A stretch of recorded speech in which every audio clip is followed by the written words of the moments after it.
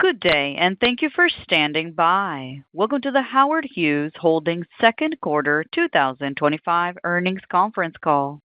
At this time, all participants are in a listen-only mode.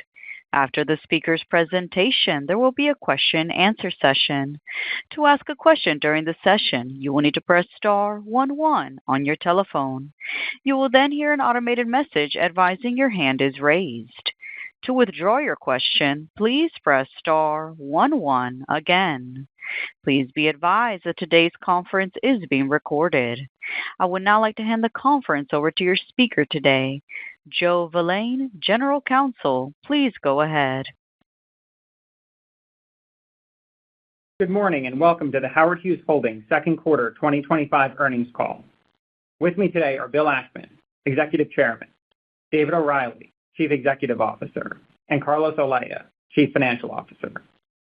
Before we begin, I would like to direct you to our website, www.howardhughes.com, where you can download both our second quarter earnings press release and our supplemental package. The earnings release and supplemental package include reconciliations of non-GAAP financial measures that will be discussed today in relation to their most directly comparable GAAP financial measures.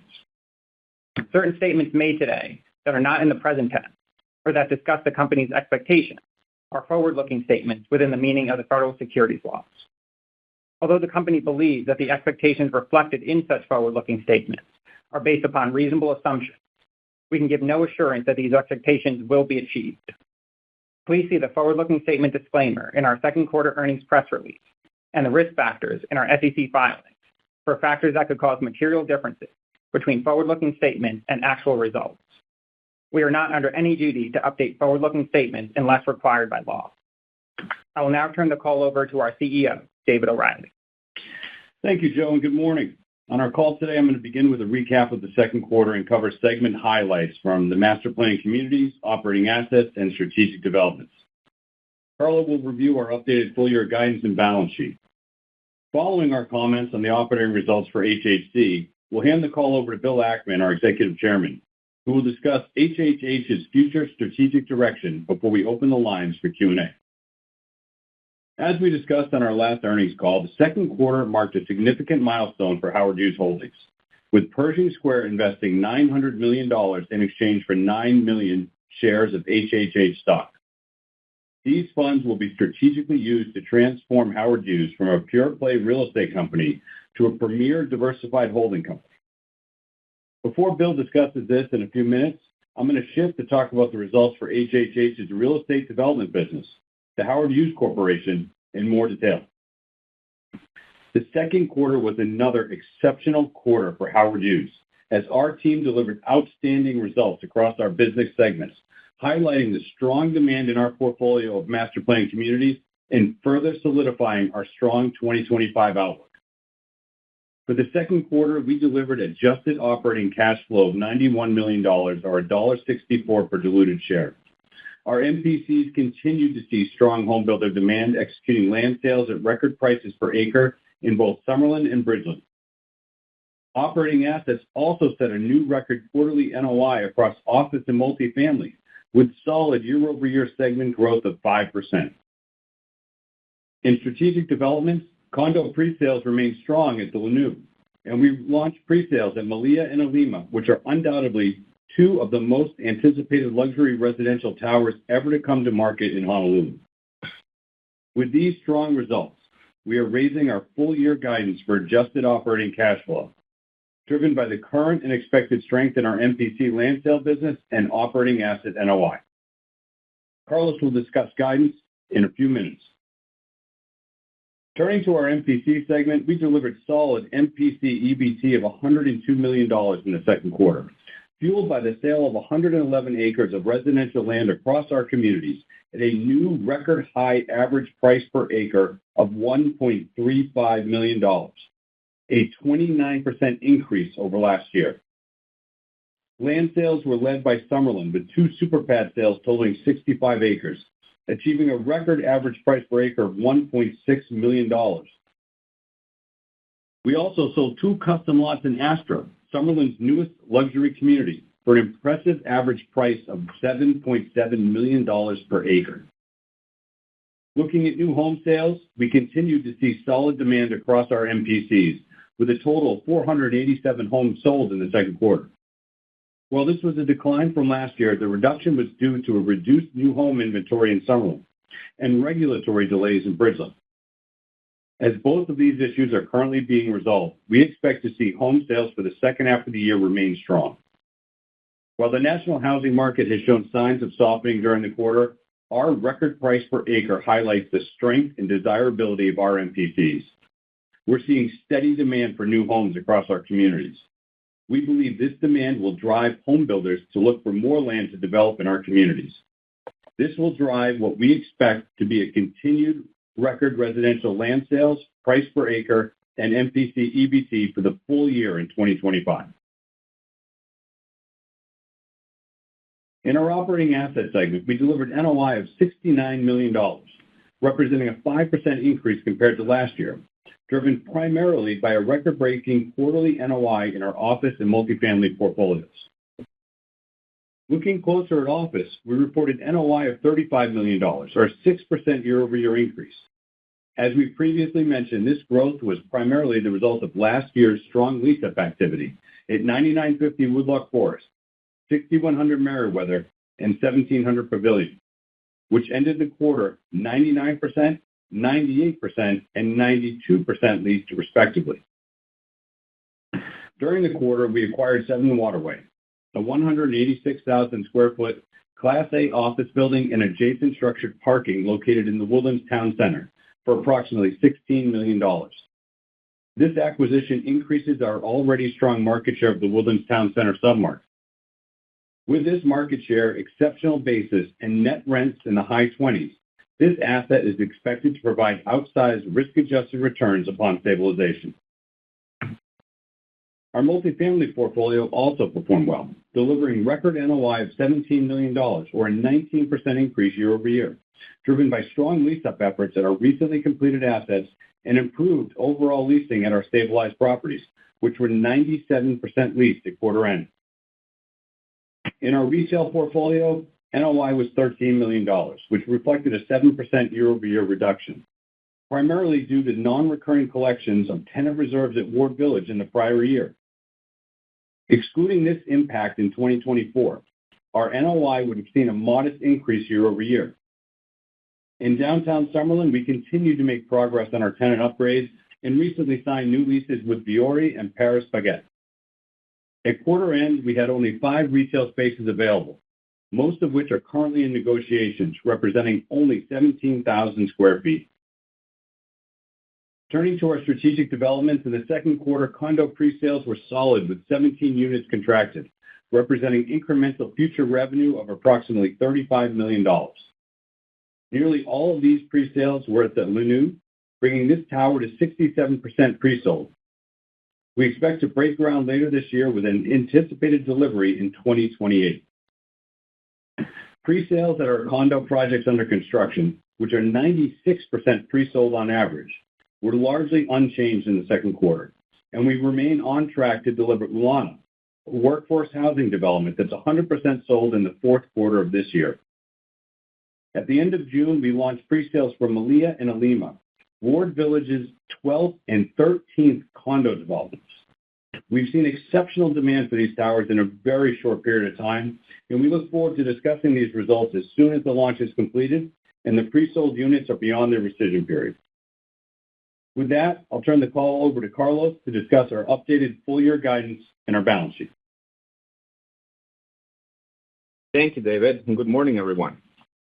Today, we are increasing our adjusted operating cash flow guidance driven by current and expected continued strength in our MPC and operating asset segments, as well as reiterating our condo sales and G&A guidance for the year. As David mentioned earlier, this was an excellent quarter, led by the outperformance of our MPC and operating asset segments, and we now project our adjusted operating cash flow will range between $385 and $435 million in 2025, with a midpoint of approximately $410 million, or approximately $7.32 per share. This represents an increase of $60 million at the midpoint compared to the original guidance, with a corresponding increase of 32 cents per share, despite a higher share count resulting from the Pershing Square transaction. In our MPC segment, led by robust demand from homebuilders and continued low inventory of vacant developed lots, we now expect full-year MPC EBT to be approximately $430 million at the midpoint, reflecting an increase of $55 million compared to our prior guidance, driven by strong anticipated super pad sales in Summerlin and improved residential lot deliveries in Bridgeland in the second half of the year. In operating assets, we are increasing full-year guidance from our previous $262 million midpoint to $267 million, led by the strong leasing activity of our office and multifamily portfolios. This guidance would represent a new full-year record. We are reiterating both our cash G&A and condo sales guidance for the year. Cash G&A is expected to be in the range of $76 to $86 million with a midpoint of $81 million. As always, our guidance excludes non-cash stock compensation and one-time items, representing approximately $15 million and $10 million certain expenses respectively. Our guidance also excludes the Pershing Square variable advisory fee. However, it does include $10 million for Pershing Square's base advisory fee, which we have substantially offset by future savings resulting from a reduction in our workforce and other cost reduction initiatives we have recently implemented. Condo revenues remain projected at approximately $375 million for 2025, reflecting the scheduled closings at Ulana in the fourth quarter, with no gross profit expected from this workforce housing tower. Turning to our balance sheet, we had $1.4 billion of cash and $515 million of undrawn lines of credit. Combined, we had approximately $2 billion of available liquidity. Together with our strong guidance expectations for the full year, we are well positioned to further strengthen our balance sheet and deploy capital appropriately. At the end of June, the remaining equity contribution needed to fund our current projects, which will not all be spent in 2025, was approximately $279 million. From a debt perspective, we had $5.2 billion outstanding at quarter end, of which 92% was fixed or hedged at an average rate of 5.1%. During the quarter, we made meaningful headway on reducing our near-term maturities, successfully completing two major financings to lower our 25 maturities to $282 million. Notably, we extended the construction loan on our Marlow multifamily property to April 2027 and secured a new $75 million 5-year fixed-rate mortgage for 1700 Pavilion, replacing a construction loan previously scheduled to mature later this year. With this extension completed, our remaining maturities for this year primarily consist of Meriwether Row, 6100 Meriwether, and Tanager Echo. We expect all of this will be successfully refinanced during this year, with advanced discussions already underway. And finally, we closed on a sale of MUD receivables during the quarter, generating cash proceeds of $180 million. These funds were used to pay down the Bridgeland notes, reducing their balance to $85 million at quarter end, and leaving $515 million available for draw in the facility. With that, I will now turn the call over to our Executive Chairman, Bill Ackman, to provide an update on Howard Hughes Holdings strategy. Thank you, Carlos. I'm here with Ryan Israel, who is as you know, our CIO. We wanted to give kind of a report on what we've been up to for the last few months since the transaction closed. Our principal focus has been identifying and doing due diligence on a potential insurance company acquisition. Just to give you sort of context, if you look at Berkshire Hathaway, sort of if you will, the model here, a major part of the success of Berkshire has come from the acquisition beginning in the 1960s of an insurance operation and the growth of that business over the ensuing 60 years. And what's interesting about insurance, it's a cash generative business. Generally, you write premium, you receive cash up front that you can invest. And if you run a profitable insurance operation and you invest the capital well, you can earn very attractive returns on equity. We want Howard Hughes to grow its intrinsic value per share at a high rate over a long period of time. The beauty of a successful insurance operation is it's a business where we can grow at a very nice rate over time without having to issue or raise equity capital in order to grow our business model. So that's been a very high priority for us.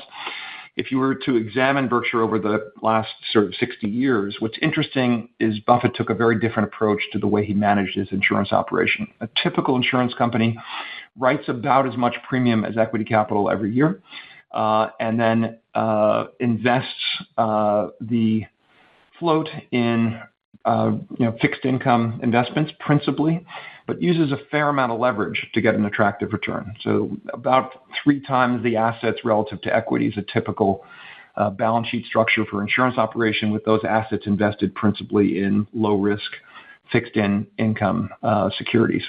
What Buffett did is he ran a very low leverage insurance company. Instead of writing premiums equal to equity every year, he's written premiums equal to about a third or anywhere between 20 and 40% of equity in any one year. So very, very under levered in terms of the risks assumed in the insurance operation. He took 100% of that float from writing premium and invested in very short-term U.S. Treasuries, basically taking no risk on the insurance company float. But then he invested about 100% of the equity of the insurance operation in common stocks. And Buffett's been a good stock picker. And the result has been an insurance company that's earned well into a 20% return on equity over a very long period of time. And the power of compounding is built, really led to the success of Berkshire Hathaway. It's really been driven off of the insurance operations and the investment operations associated with that business. We've taken a page from Berkshire. We are looking to acquire a diversified insurance operation, and we intend to run it in a similar fashion. Low leverage in terms of the premiums written relative to equity, low leverage in terms of the amount of assets relative to equity, call it 1.5 times versus 3 times for a typical insurer, investing 100% of the float in short-term U.S. Treasuries and taking no risk on kind of float balances, and then invest in common stocks in very high-quality, durable growth companies of the kind that Pershing Square has identified and invested in over time. One sort of interesting question would be, why don't more insurance companies operate this way? And the answer is, what was unique to Buffett is he brought investment skills that really are generally absent, certainly on the common stock side of an insurance operation. Insurance companies today really focus on maximizing the profitability of their insurer, and I would say the asset side of the balance sheet is a bit of an afterthought. And part of that is insurance companies have difficulty recruiting kind of best-in-class talent to run a successful investment operation, particularly one that invests in equities. One of the things that we bring to this transaction with Howard Hughes is an investment operation, and that investment operation comes for free, if you will, to the insurance subsidiary. So the plan would be we acquire an insurer, we run it as a low leverage insurer, we're conservative, extremely conservative in the way we invest the insurance company float, and then Pershing Square team invests the assets of that insurance, the assets equal to about the equity of the insurer in a common stock portfolio that we manage for the company for free. We are looking at a number of potential transactions. We hope to be in a position, if we find the right company at the right price, to have a transaction we can announce, we would hope, by the fall, and at which point, obviously, we'll be able to share sort of more information. We have our annual meeting will be on September 30th. We're hosting it this year in New York City. It will be at the Pershing Square Signature Center on 42nd Street. It's a theater complex for Signature Theater. It'll be in the morning, and we really encourage you to attend. We're going to give a very detailed presentation on our plans for the insurance operation. We're going to talk more about the overall strategy of the company. David O'Reilly is going to update shareholders who are kind of less familiar with the real estate story of Howard Hughes. We've had some, as we spent more time thinking about the business, we think we will be able to kind of present some metrics that people should be focusing on as we kind of build this company over time to kind of measure our progress and measure our success over time. So really encourage you to come to that meeting. We're also going to have an open Q&A session where Ryan, myself, David will be available to answer really any questions you have And I think it'll be really a fun, interesting session. So we really think it would be a great way for you to learn more about our plans going forward. One last comment with respect to what I sort of failed to mention as I described our plans for the insurance company. One of the other benefits that this insurance operation at Berkshire had is it was part of a diversified holding company. And the result of that is that incremental credit support that came from the holding company gave the insurance operation more flexibility in terms of its ability to invest its assets. We believe we offer something quite similar here in the sense that, one, we have Howard Hughes Holdings as the owner of this insurance subsidiary in a completely unrelated business that will start to spin off substantial amounts of cash over time, really unrelated to the insurance operation. And then Howard Hughes itself is owned 47% by the Pershing Square funds, namely Pershing Square Holdings, which is an A- rated company with about $15 billion of equity, and the Pershing Square Management Company, which is a basically unlevered business, very profitable unlevered business that is not currently rated, although we do intend to rate the business, but was valued in a transaction last year at about $10.5 billion. So you have about $25 billion of equity in terms of the 47% owner of Howard Hughes, a very high creditworthy enterprise and an unrelated business to insurance, and then Howard Hughes itself owning, hopefully an insurance operation in the relative short term that we will run in a similar fashion in terms of similar approach that Berkshire has taken over time in terms of low leverage on both the asset and liability side of the balance sheet and a higher return strategy with respect to the assets of the company. With that, we would be happy to open it up for questions, and if operator, you could take the questions, please. As a reminder, to ask a question, please press star 11 on your telephone and wait for your name to be announced. To withdraw your question, please press star 11 again. Please stand by while we compile the Q&A roster.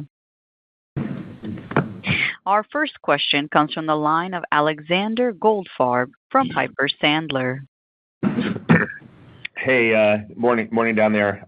Two questions. The first one's going to be on the MPC business, and then I'll get to the bigger picture. David, your land sales, the volumes have increased. That's despite what we're all reading about challenges in the single-family market. Obviously, you have the premium product that you guys sell, but there's also a wider array. So can you just give some more granularity on, it's impressive what you guys deliver, but still against the higher interest rates, housing affordability, et cetera, how do we think about your properties, the price points, the diversity of buyers versus what's going on in the broader market, and your confidence that, this can endure, can continue to endure even in the face of, elevated interest rates and sort of all the macro concerns? Good morning, Alex. Yeah, it is a question. It's a great question, and one that we've spent a lot of time discussing. And we go through in excruciating detail our communities with the teams and track, as you know, home sales within our communities maniacally. And we see those home sales as a leading indicator for what the home builders will need in land purchases on a go-forward basis. To date, our home sales have been incredibly resilient. And I think that is due to the quality of assets that we have. Our MPCs have the best schools, amenities, quality of life. They're attractive for residents and home builders. The home builders are building homes and they sell at a premium relative to those areas around them. And as a result, our land remains incredibly attractive. And, our communities, I've been saying for years, we're not immune, but we're insulated. And there's always a flight to quality in markets when there is, perhaps a little bit of a reduction in price in homes. And now's my chance to get into Bridgeland. Now's my chance to get into Summerlin. And we see residents continue to come in and buy homes. The home prices that we're seeing the transactions at vary across the spectrum. In Bridgeland, our homes are in the 300s to the 500s. In Summerlin, they're in the 400s to the, $10 million range. So we're seeing it with your first-time home buyer, your move-up home buyer, and your luxury buyer. It has been pretty consistent across the board. It has been even somewhat surprising to those of us in the room, given the national headlines. I wake up, I read the headlines, I think, oh my God, today's the day the music stops. And gosh darn it, if the report doesn't come in on Monday morning that says we sold another 20 homes in each of our communities, which is an incredible pace. So we're thrilled with the results. We see continued strength for the balance of the year. The record price per acre, I think, speaks to the quality of our communities, the desirability of our land. And at the end of the day, that land we have is a precious raw material that the home builders need to stay in business and remain profitable. And if you have the opportunity to buy land as a home builder in a cuspy market where you're not sure if you can generate a great margin, or buy land in Summerlin that for 25 years has demonstrated success and outperformance, I still believe that those home builders will buy land in our communities.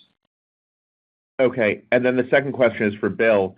Bill, when we met with you a few months ago, you spoke about, the potential for, creating your own insurance entity, hiring an individual and creating homegrown. It sounds like now you're thinking more on acquiring an outside entity. So one is your thoughts on homegrown versus acquiring. And then two, as you ramp up the Howard Hughes and that investment, cash flows, it almost sounds like from the outside, like we should think about this to be 2 to 3 years before those cash flows really start to ferment. But just curious if we should be thinking longer, or you think that the accretion could be sooner. Sure. So, our thinking on building versus buying is if we can find the right asset, and we're, I would say, increasingly confident we can, there are a number of potential transactions of a size and I think, quality that would be a great start for us. And, again, it's going to come down to terms and price and work, but I think we've got a number of potential things that we're looking at. So that gives us some confidence there's a deal to be done. And there's a big advantage to, starting from truly scratch, the issues in terms of licensing, building an organization, technology. It's not, put it this way, it's not a running start. Whereas we actually buy an existing, well-run insurance operation, then you're often, off the ground and running, sort of immediately.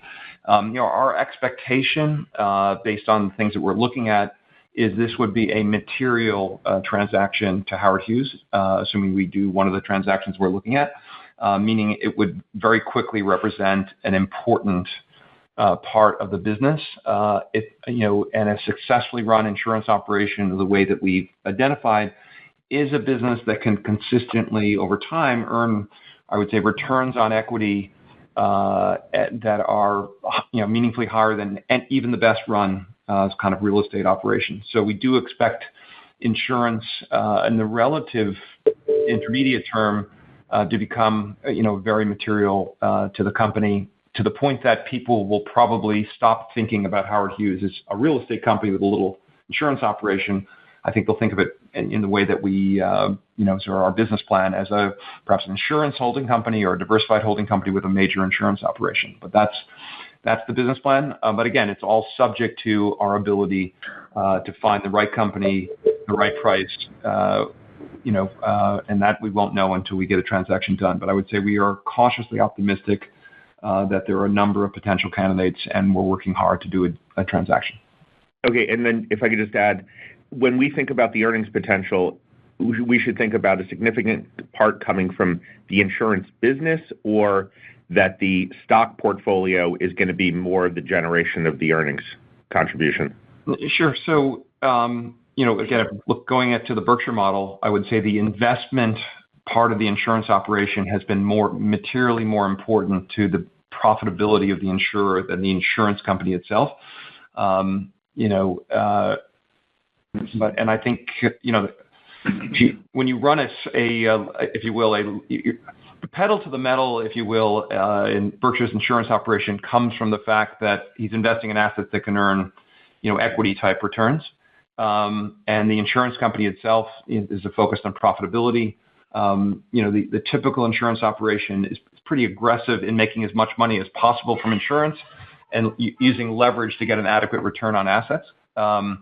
We think this approach is both lower risk and kind of higher return. So I think the way you should look at the insurance operation over time is, how are we going to, if we had $1 billion of equity invested in insurance, let's say, and we can compound that equity at 20% or more over time, it will become very, very material to the overall intrinsic value of Howard Hughes. I think that's the way to look at it, as opposed to earnings. I think we're going to want to focus you on, the growth in the equity value of this insurance company over time. The Howard Hughes has tried over time to come up with sort of a per share kind of cash flow or earnings metric to try to fit in with other the conventional real estate companies that have an FFO or other metric. I think that's frankly a mistake, and I don't know that the market's actually really given us credit for that. So we're going to come back. We're working with the team on giving you some kind of KPIs that you can think about in looking at our business. Like if you think about Howard Hughes, today, right? You've got obviously the most straightforward part of the business is net operating income we generate from a portfolio of real estate assets. We have a condo business that you can think of in a fairly straightforward way, right? We've got a certain amount of profits we're going to generate from each of these various towers kind of over time. And then we have land holdings, both commercial and residential. And, what the intrinsic value of Howard Hughes depends on kind of growing, the cash flows from the real estate operation. They relate to what price we're monetizing land and what the value of our remaining holdings are. Those are kind of the key sort of metrics that we're going to look at. But we think people over time, particularly as the insurance operation becomes a bigger part of the business, will be focused on kind of overall the growth of the intrinsic value of the company over years, as opposed to a quarterly metric of a cash that I think is very challenging to do for business. As that has everything from land sales to development, stabilized assets. Having covered Howard Hughes for a long time, I can appreciate that. So, thank you, Bill. Thank you, David. Sure. Thank you. One moment for our next question. Our next question comes from the line of Ray Zong from JP Morgan. Hi, good morning. Thanks for taking my question. My first question is on the leverage side. Bill, as you look at the leverage as of today for Howard Hughes and, the target that you're trying to go after, how should we think about a pro forma on leverage? And given that, what are the deal size that you think we should be expecting? Would it be 100% stake or something in something, or a smaller stake but a larger company? How should we think about that? Sure. So, we think that Howard Hughes' real estate operation is kind of appropriately financed, and we don't intend to kind of, lever it up in any kind of material way. We like the business the way it's being managed today. We have today excess cash of certainly the $900 million and maybe another $100 or a couple $100 million of excess cash in the overall company, called $1 billion. That's sort of in the realm of the amount of capital that we would intend to use if we were to invest in an insurance operation. If that business, if the check size was larger, we would raise capital or partner with other Pershing Square affiliates in doing a transaction. But the goal would be for the company we acquire to be controlled by Howard Hughes. That's an important element. Ryan wants to add something. Go ahead. And to clarify just your question, we don't need to own 100%. As Bill mentioned, we would like to own more than 50% of it for control. But when we talk about raising capital, one of the values that we believe Pershing Square is providing to Howard Hughes in our arrangement is we have the ability, and have demonstrated over time at Pershing Square, to be able to raise capital externally. We have a large and deep network of partners who have partnered with us very successfully in the past. And so we have the opportunity, if we were to decide to do a larger transaction beyond the cash on the balance sheet, we could partner in a way that would be very accretive to Howard Hughes shareholders, while at the same time still allowing us to be able to control the entity in terms of the daily operations.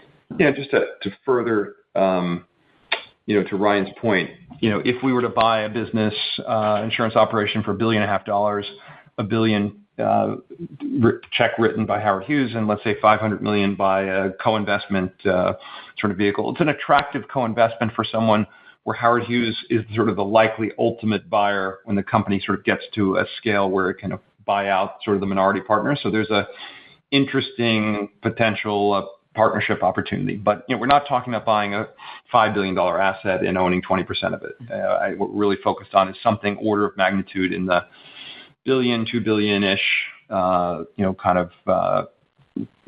whatever. It could be $1 billion to theoretically $3 billion, something along those lines, where Howard Hughes is sort of the control owner. Gotcha. Understood. Thank you. And the second question is on, as Bill and your team has, gotten into the day-to-day in the organization, what are the things that you guys have changed so far? Obviously, on the G&A side, we see that. Maybe just give us some thoughts on things that you have changed and what else are you looking at to change at this point? Should we expect this is more or less the stable status? And also you mentioned the mix of it moving forward strategically. You want, bigger part of the business mix to be towards insurance. So does that change the remainder real estate portfolio? Do you look for changing the mix between operating assets, MPC and condo? Like, how should we think about those as well, looking out? Sure. So I would say we've changed nothing with respect to Howard Hughes' real estate operation. I do think it would be helpful. The G&A initiative was something that David had sort of underway in planning prior to our transaction, and there was a very thoughtful, I would say, strategic logic for the changes that were made organizationally. I think it would be useful for David, maybe you to describe where those G&A savings came from, why we made those changes. We don't have any plans to change the way Howard Hughes. We really like. Obviously, we've been involved with this business for 14 years. We've had a board presence. I was chair for 13 or so of those years. So we're very happy with where the real estate business is and the way it's currently being managed. I think the only difference today versus before would be, maybe if some of the world's greatest MPC assets showed up, across the street. Not across the street, like, I don't know, in some other market, like another, Phoenix type transaction were to show up. I would say we're less likely to do that today. We feel like we have enough exposure to sort of the MPC business. But there's a ton of work to do in the existing assets. And the idea is just to continue to develop the Howard Hughes communities, these sort of small cities, and make them the most desirable places to live in America. And I think they're, the fact that the home sales performance, lot sales performance kind of speaks in a more, as a maybe increasingly challenged residential market, kind of speaks to the power of those communities. But no real change to that business, and the team's doing a great job of running it. But David, maybe you should comment on some of the changes you've made organizationally and how they generated G&A benefits. Absolutely, Bill. It's a good question, Ray. I appreciate it.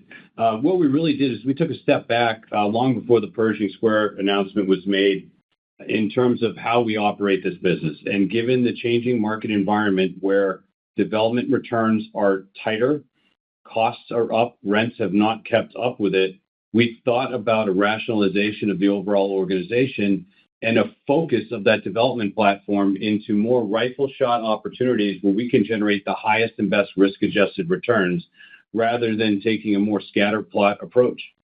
As a result, we centralized a lot of our development expertise here in the corporate office, taking a lot of the developers out of the regions, knowing that there would be fewer projects to do on a go-forward basis.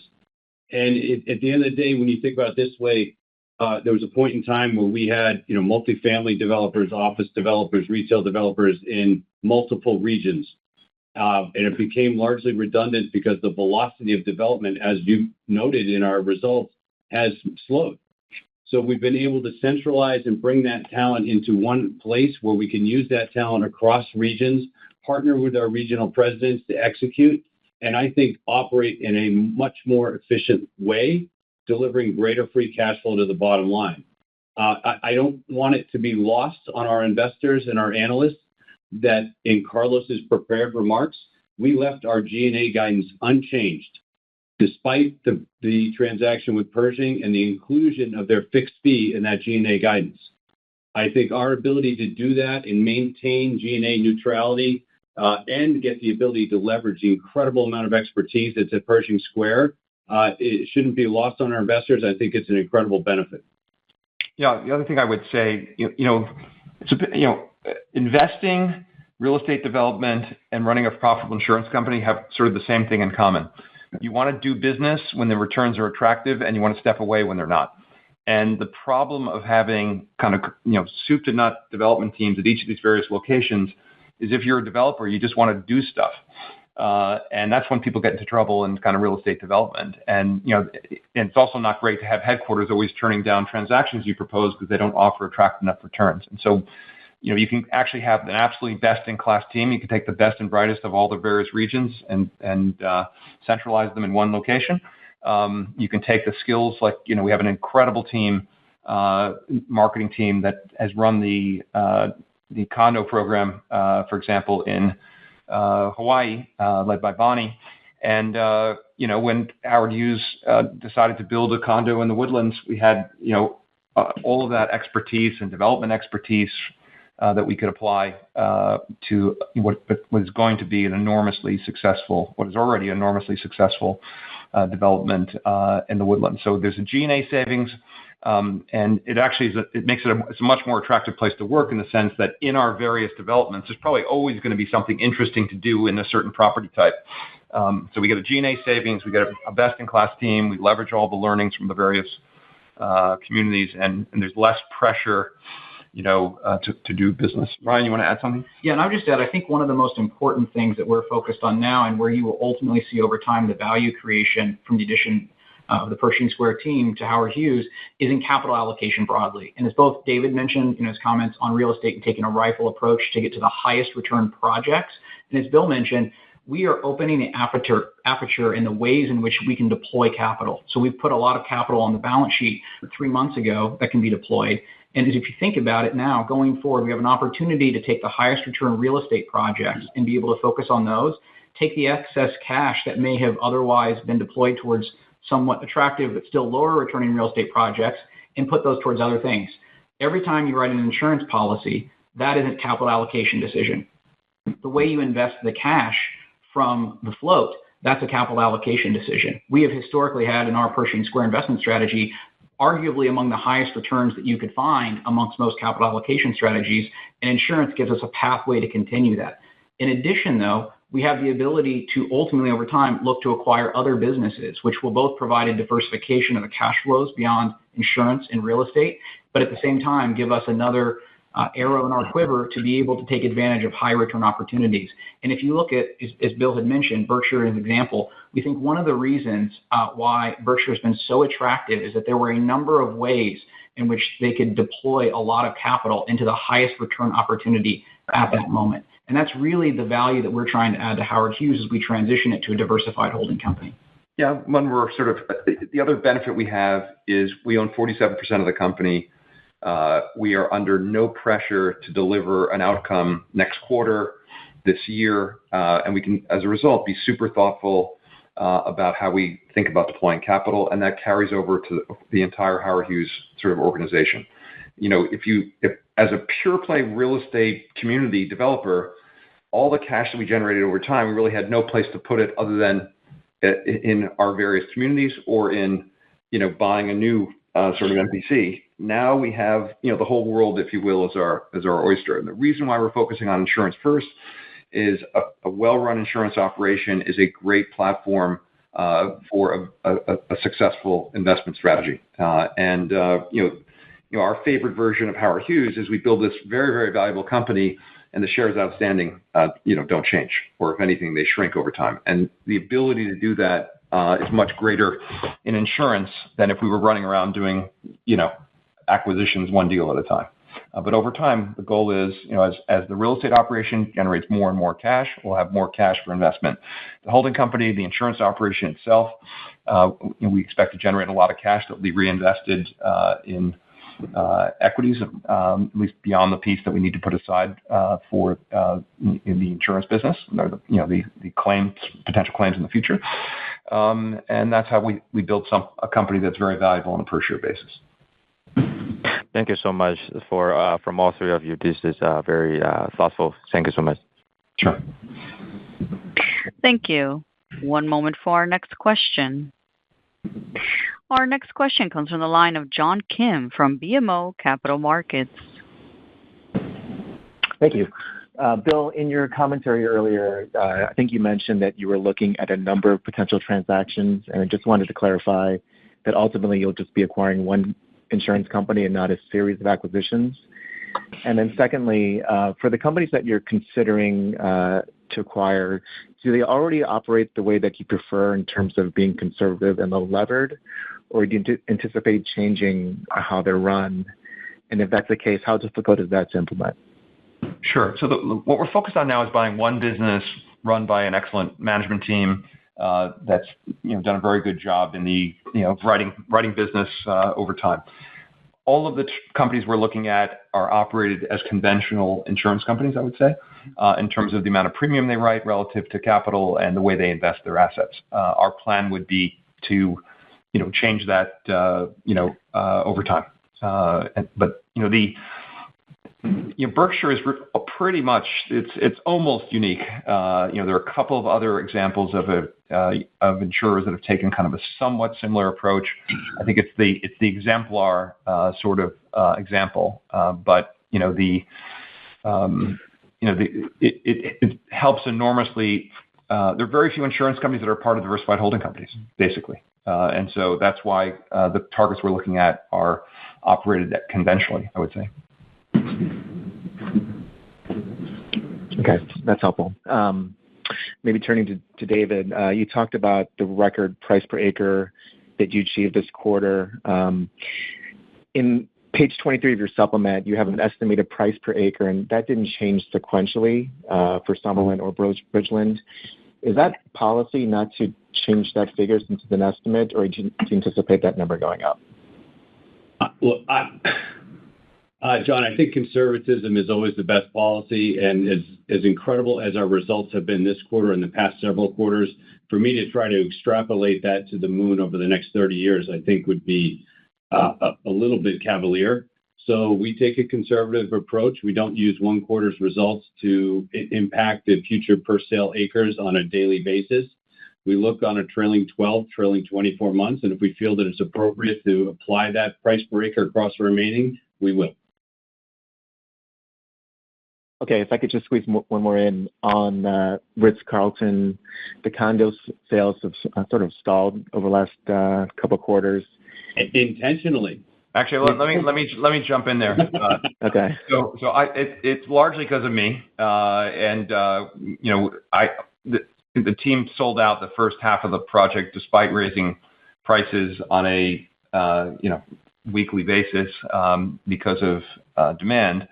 And I said, look, this is a unique, incredible asset. It's like really an amazing. I would say it's the highest end equivalent of the best of New York City type projects, and I see us selling at prices that seem to me really, really cheap. And I said, look, let's just sell half, and let's deliver the product, and then we'll get the price that we deserved. And then I made the mistake of stepping off the board and not being chairman anymore. And David snuck out another like 20% of the project because that's his instinct. But the bottom line is we could sell the entire project out if we wanted to. But our goal is to maximize the profitability for the project. So I guess the current approach is, if someone desperately wants to buy something, maybe we find a way to make a deal with them. But we think that since again it's a first of its kind in the Woodlands, and we're really truly breaking new ground here, we're definitely leaving a lot of money on the table in the initial units that we've sold. It's still prudent to do so. So I'm obviously supportive of everything that management has done so far, but it behooves us to leave a nice piece of the project as people can actually see the finished product. And are the remaining units a higher floor or higher price point generally? I'd say the remaining units represent a good sample set of the overall units of the building. It's not as if the smaller units are left or the penthouses are left. I think we've sold a great range of units from the smaller all the way up to some of the penthouses, and what remains is a representative sample set of the overall building. I mean, basically, every time David sells a unit, I tell him he sold it at too cheap a price. And every time he hasn't sold a unit, I've told him he's not selling quickly enough. So that's the nature of our relationship. Great color. Thanks. It's like in trading when you tell the trader, "Oh, we should have bought it. I would have bought it here, and I would have sold it here." It's a good way to keep management their feet up at the fire, so to speak. Thank you. One moment for our next question. Our next question comes from the line of Peter Abramovitz from Jefferies. Yes, thank you very much for the time and for taking the questions. Maybe just kind of a philosophical question, if I could, for Bill. I guess, what would you say to kind of some of the common pushback from the market and from investors on sort of the complexity of the Howard Hughes story? It's maybe been a concern over time and been a challenge that, some of the feedback from the investment community is that it can be hard to underwrite, or, people struggle with some of the parts stories and kind of the long duration of capital required for unlocking value, the lack of comps. And, certainly Berkshire is a good model to follow, but it is a bit of a unicorn in its success story in the public market. So I guess just kind of philosophically, how do you get the market comfortable with some of those challenges that still exist in the stock? And kind of what would you say to some of that pushback? Sure. So look, I completely understand it, and it's something we struggled with as an independent public company focused on this business. And ultimately, I think we collectively, and certainly at Pershing Square, came to the conclusion that we're never going to be able to get the kind of respect we deserve, if you will, for management's accomplishments and the quality of our assets as a pure play real estate company. And I think that's driven as much by complexity as actually the market assigning a very high cost of capital to a business that's in real estate development, land sales, condominium development, and multi-geography, and it's unique and doesn't pay a dividend, et cetera. So we sort of said, you know what, we're never going to overcome this. So now what we should do instead is embrace the complexity, so to speak. And what I mean by that is, Howard Hughes, the core real estate business is a phenomenal business, and you'll understand that business, over, the next, you'll understand it even more over the next 3, 4, 5 years as it starts generating, a ton of cash, and then even more so over kind of a longer period of time. But we don't want to double down in that business and just keep redeploying capital and buying more MPCs, because it's a story that will never properly be told. What we want to do instead, while you're right, there are the examples of successful diversified holding companies are limited. We do believe that we have the kind of necessary collection of skills, assets, and kind of a starting base to do so. If you look at Berkshire's success, a big part of it came from the fact that Buffett himself owned half the shares outstanding. So we could take a very long-term view. Well, we own 47% of the shares outstanding. The second thing that Buffett brought to the table is he was a very talented investor, a proven talented investor in the stock market, in investing in common stocks. We bring that, we've got a 21-year record at Pershing Square of, generating, in excess of a 20% compounded return over that period of time. And 27, 28% compounded since we've had permanent capital over the last almost kind of 8 years. That's that's unicorn record, at least investing in common stocks. And we bring that to the table, to this company. We spent a lot of time studying Berkshire over time, and without Berkshire's insurance operation, it wouldn't have been a particularly interesting business. That is a key part of our strategy here. We're cautiously optimistic, as I mentioned, that we can start in a good place with a good asset, with a great team, and build a profitable insurance operation. And we're going to manage that insurance company's investment portfolio for free. Now, I want to very carefully distinguish. You've seen there are many examples of regular way insurance companies that invest their assets principally in fixed income securities. And then there are a bunch of hedge funds, I would say, that kind of either built or acquired insurance companies for the purpose of creating permanent capital to invest in their funds. And the track record of those entities is poor, I would say, generally. And the reason for that is, one, they didn't focus as much as they should have on actually having best-in-class teams running the insurance operation. And two, they invested their assets in their funds and charged high fees. It was really a fee-generating AUM kind of exercise. What we're doing here is the assets of Howard Hughes' insurance operation are going to be invested directly in common stocks, not in Pershing Square funds, not charged fees. In fact, there will be, it will be the lowest cost investment operation of any insurance company because we literally will be doing that as part of our overall arrangement with Howard Hughes. So one of the interesting benefits to the management teams the management team that runs our insurance operation is they get the benefit of Pershing Square's investment acumen without any cost associated with it. That actually obviously is beneficial to the ability to run that company kind of profitably. So while there's no guarantee we're going to be successful taking this approach, I think we have the sufficient degree of ownership and understanding of the existing base business. We've got a balance sheet that will enable us to do the initial transaction. The company has vastly more resources that it could afford because it has the entire Pershing Square organization working alongside Howard Hughes at a cost that is a fraction of what it costs. So these are significant competitive advantages. And I would say, unlike Berkshire, our base business is a vastly more attractive one. Buffett had, in effect, a liquidating insurance company that was his base asset, and which was basically a textile operation. And he redeployed that capital fairly quickly over time into much better businesses. We have the benefit of a real estate operation that we really like. And as long as we don't buy another MPC, it starts it, in which we don't intend to. It will generate a lot of cash that we can redeploy in other businesses. And I think as this becomes a more diversified company, the kind of the very high cost of capital that shareholders assign to the company is going to come down. And just from a technical perspective, I would say the universe of investors who want to invest in a pure play MPC company, we kind of know. Those are the investors that have kind of come and gone over time that have owned Howard Hughes over the last 14 years. The universe of investors that can invest in a diversified holding company is 1,000x the scale, or infinite relative to what are willing to invest in a diversified holding company.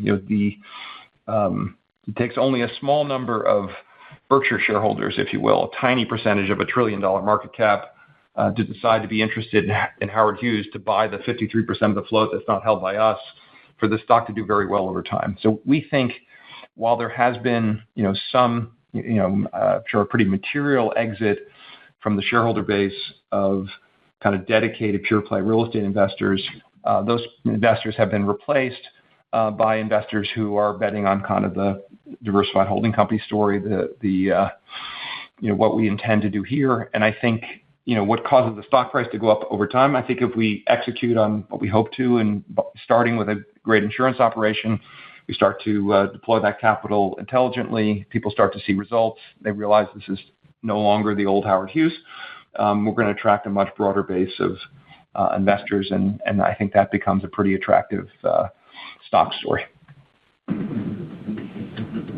Yeah, I appreciate that. And certainly, if we can post 20+% ROE on an annual basis, I think that solves a lot of problems. And then maybe a micro question, and thank you for the color there. Just more kind of a micro question on the real estate side. David, could you just talk about kind of leasing demand for the office asset you just acquired in the Woodlands, how that's sort of shaping up? Yeah, no, it's a great question. We're couldn't be more excited because this is an asset that I'm looking out the window and I can see here right on the heart of the waterway. It's the first office building you come to as you exit 45. And it's a pristine Class A building that is entirely empty. It is the only vacancy in the waterway submarket of the Woodlands, as we've leased up all of the other assets that we've had, almost entirely full. And it's a market where we're able to achieve on a building like that high 20 net rents with a basis today of around $80 a foot. And after we put in TIs, we'll still be sub 200. We think it's an outstanding opportunity to generate risk-adjusted returns and allow us to meet the existing demand that we see in this submarket that we just currently can't accommodate because our assets in the submarket are full. So we're meeting the demand of office tenants that want to be in this submarket. We're doing it at an outstanding basis. And I think that we have a really good opportunity here to lease this thing up quickly, similar to how we did this building here at 9950 that we acquired, if you recall, right before the pandemic. All right, that's all for me. Thanks for taking the time. Thanks, Peter. Thank you. One moment for our next question. Our next question comes from the line of Josh Caffin. Hello, good morning. I just had a question about the macro hedging. Regarding hedging strategies, how will the positions be constructed, for example? In the scenario of the CDS trades that Pershing held, if HHH was to be in the situation now, would the trade be executed through both of them, or how would the sizing of those positions be constructed? And for future acquisitions, would similar approaches be used? Thank you. Sure. I think it's a very good question. So one of the things that Pershing Square has done over time with respect to our investment portfolio is the bulk of our assets have been invested in, common stocks of high-quality, durable growth companies. Periodically, I would say episodically, we've identified what I would describe as black swan type risk in the market, or cases where we've got a very, I would say, variant view on interest rates or commodity prices or currencies, and the market offers us the opportunity in the form of an option-like instrument to make a large profit relative to our investment if the expected or the potential risk were to occur. And we've used that to kind of hedge risk, and in some cases a little more opportunistically just to make money. If we were to identify such a risk and we thought it appropriate for Howard Hughes to hedge that risk, we would size a similar sized hedge in Howard Hughes by buying either an interest rate option or a credit default swap at Howard Hughes like we do in the Pershing Square portfolio. And we'd size it relative to what we think is appropriate in light of how much equity or how much exposure we have to that particular kind of risk. And that would also be a strategy within the insurance company investment portfolio that we would operate similarly. Yeah, and I think the key to think about that, as Bill mentioned, is when we buy these typically options or option-like instruments, if the risk that we're worried about doesn't come to fruition and the option doesn't pay off, we size into an amount where we like to think about it as effectively you don't notice it in the aggregate results because the amount of money you can lose will be small enough. At the same time, if the risk that we're worried about actually comes to fruition, the payoff from a relatively small investment will be large enough where it will have a very material impact. And those are really the only types of investments we make where they're very asymmetric, so that when we're hedging something, if it doesn't work out, it will not be a material negative impact to the Howard Hughes business, but it would be a very material positive if that risk were to come to fruition. That would be the key in how we size these what we call asymmetric hedges, which is the way that we have historically done them inside of Pershing Square. And just to give a very real life sort of example of this, at the February 2020 board meeting for Howard Hughes, I told the board, I didn't actually travel to Dallas because I was concerned about the COVID pandemic becoming much more serious over the next several weeks. And I said, it's time to hunker down because, things are going to get complicated. What we were doing at Pershing Square at the time is we were buying sort of hand over fist credit default swaps or investment grade CDS as a very low risk way to hedge a potential deterioration in the credit markets and or deterioration in the equity markets. Howard Hughes was not in a position to do so, didn't have the expertise, wasn't set up in order to be able to write that insurance, didn't have arrangements in place with various financial institutions. Howard Hughes didn't participate. We made a very large amount of money on a very small amount of a premium investment. Invested $27 million premium. We made $2.6 billion ultimately in profit from that trade. If we could have done $10 million for Howard Hughes, or if we had done $5 million for Howard Hughes at the same time, Howard Hughes would not have had to do a $600 million equity offering a month later. It's maybe a very real life example of what we hope to achieve in the future. Awesome. Thank you, Bill. Thank you, Ryan. Thanks. Thank you. At this time, I would like to turn the conference back over to David O'Reilly for closing remarks. Once again, thank you all for joining us. If there are additional questions or thoughts, we are always available to answer those. And I'll close by reiterating what Bill mentioned earlier. that we'd like to invite everyone to join us on September 30th in New York City for the annual shareholder meeting. It will be on 42nd Street in Manhattan. Information, details, and your ability to register will be available as soon as our proxy is filed beginning on August 18th on the investor relations page of our website, howardhughes.com. Thank you again. This concludes today's conference call. Thank you for participating. You may now disconnect.